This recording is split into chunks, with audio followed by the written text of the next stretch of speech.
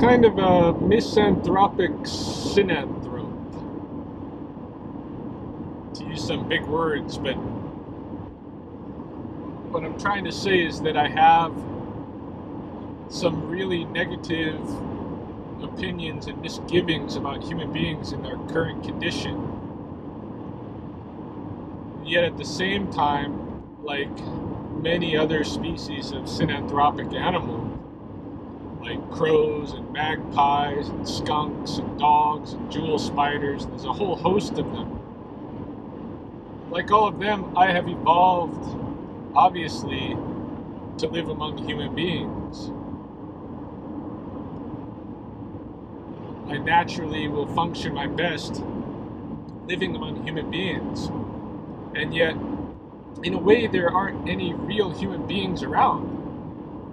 And so I have to settle with living among these pseudo-humans like we have today. Humans whose nature has been corrupted by a culture that is, in my opinion, it's a mining culture. It is a taking culture. It is not a reciprocating culture.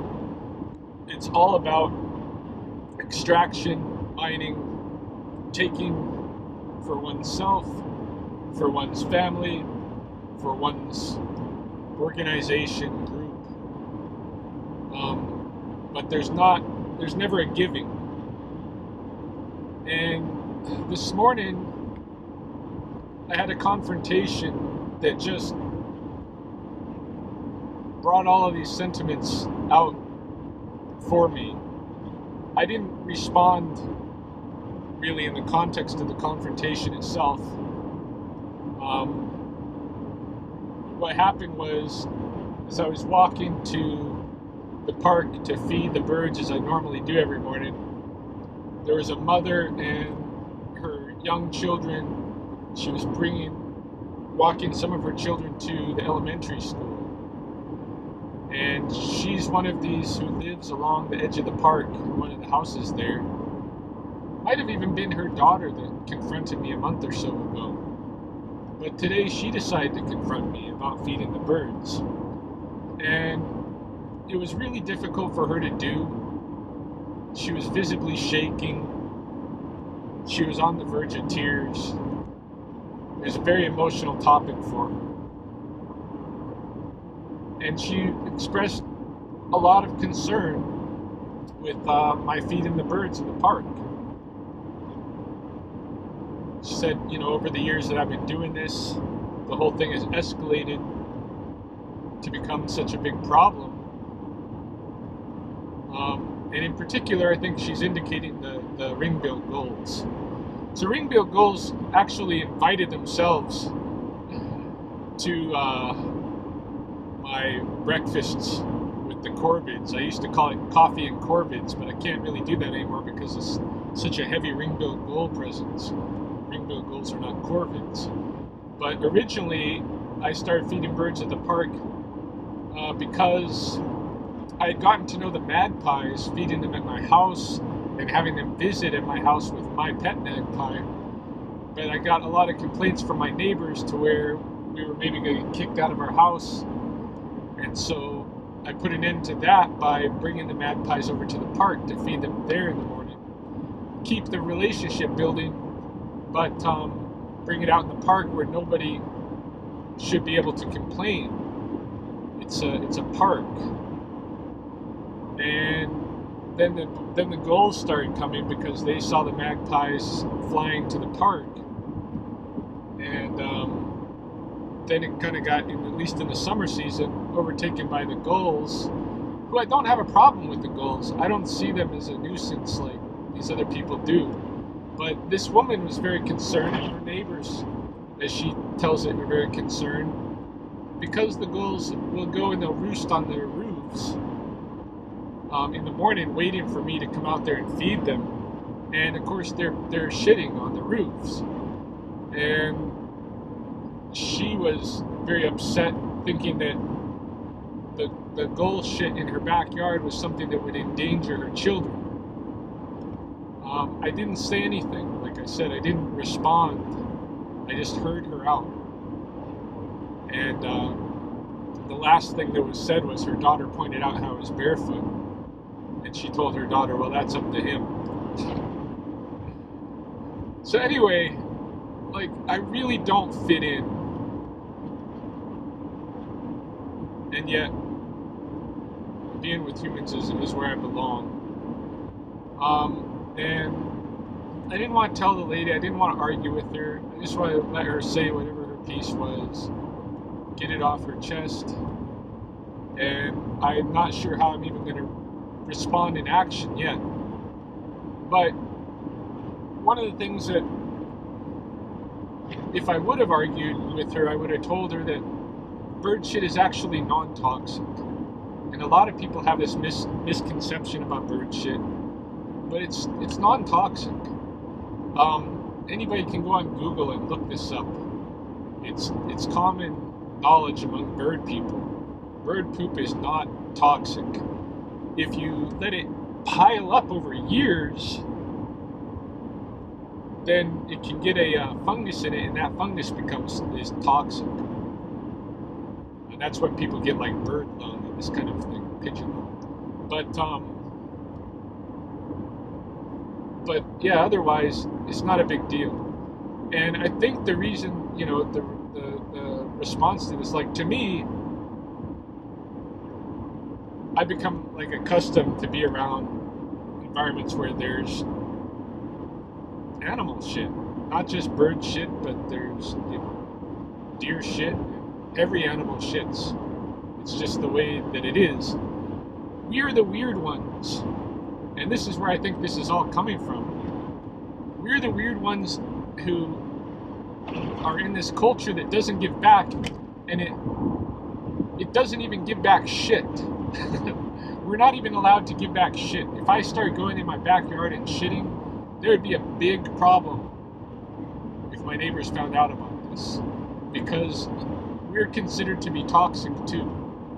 Or if I went in my backyard and just to pee, even. Now, this is another thing that can be looked up on the net real quickly. Urine is non-toxic. Here we're just talking about 99% water, and then some nutrients that your body had enough of already and so didn't need. So this excess nutrients in water is what's getting kicked out in urine.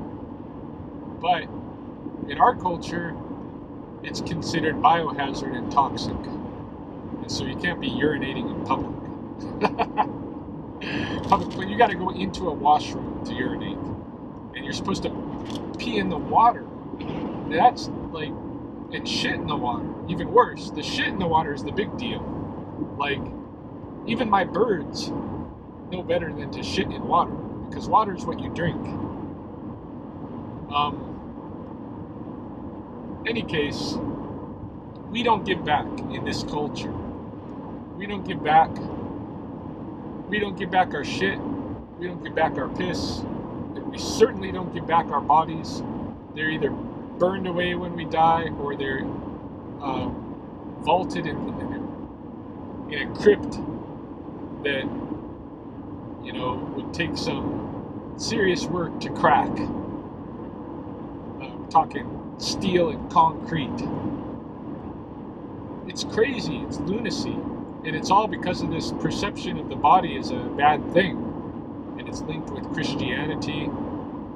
And so the science around it becomes almost like a pseudoscience, where the body is being scientifically described as a hazard, a biohazard. And it's bullshit. We should be giving back that energy that we have taken, giving it back. And feeding other animals has been the way that it's been, not only with our relationships with other animals, but even amongst animals. I mean, if you watch any decent documentary about high-end predators in North America, you'll see that every time something is killed, it's not just, if wolves take down an elk, it's not just the wolves who are going to get to eat. There's going to be magpies, crows, vultures, eagles. Maybe a bear is going to come and take part of it. Maybe a coyote's going to sneak out a piece. There's going to be a whole host of people that are going to get to eat, or animals are going to get to eat from what the wolf takes down. This is supposed to be the way it is with us too, where, for thousands and thousands and thousands of years of evolution, whenever we killed an animal, these others who live with us, the synanthropes, got a piece. They got their share. Now we've stopped giving them a share of anything. We've stopped giving them. We would rather send our food, our waste food, which is 50% of our food, rather than feeding it back into the life system. We would rather pile it all in one place as a seriously toxic dump and hoard it there, and try to keep the animals out and away from it. We're so weird.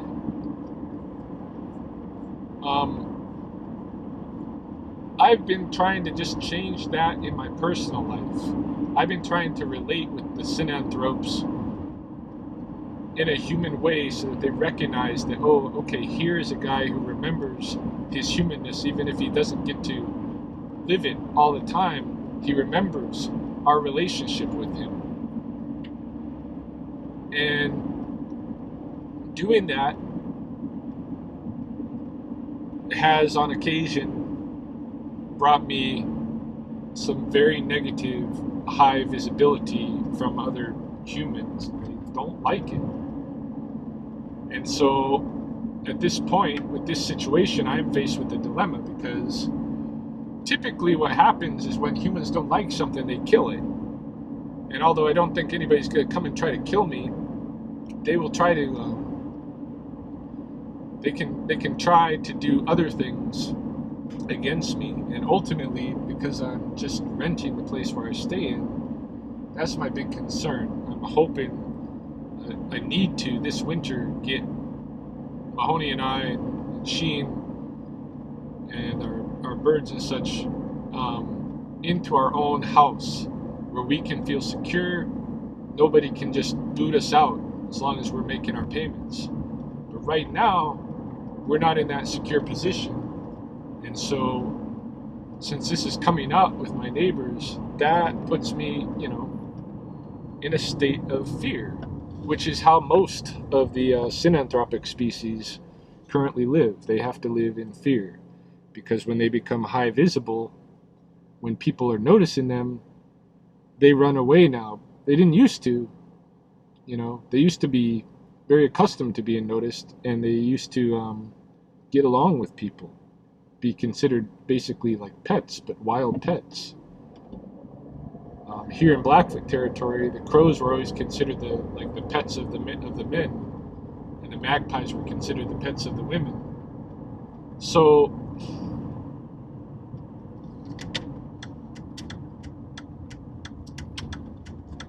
today, though, if a magpie, he'll be around, but as soon as he sees a person that's looking at him and noticing him, he'll fly for cover. Same with the crows. They're very skittish now because they have been habituated to being persecuted by this weird culture, by members of this weird culture. These pseudo-humans don't want animals visible in their environment. If they remain invisible, that's cool, but as soon as they start becoming visible, like the birds in my park and myself, then these humans are going to move to get rid of them, because they want a sterile, dead environment to live in. They consider anything that's part of the real life system to be dangerous. It's the whole wilderness is danger theme. So yeah, I'm not sure how I'm going to handle this yet. I think what I might do is I might go out maybe before the dawn and put food in the hollow of the tree for the magpies and the crows and the flickers and the starlings to get at, um, but not go out in the daylight to feed the gulls. The gulls should be migrating soon anyway, but I can prompt them to abandon the park in the mornings very easily if for the next, say, couple of weeks or so, I just don't go out there in the dawn to feed them. It probably won't even take that long. It might take just a week of not feeding them, and they'll give up on that. And they're going to be moving off anyway. Um, Maybe I have to make it such that I focus my in-person feeding at birds at the park um, to the winter time when the gulls are gone, and I just have the magpies and such there. And then during the summer, just putting food in the hollow so that the gulls don't keep coming back, because the gulls are the ones that are bringing out the visibility of myself and the other birds, and I don't want things to start being killed or the humans to start attacking myself in other ways. So I'm going to have to do something, but I'm just not exactly sure yet. That's just the first idea that I've got.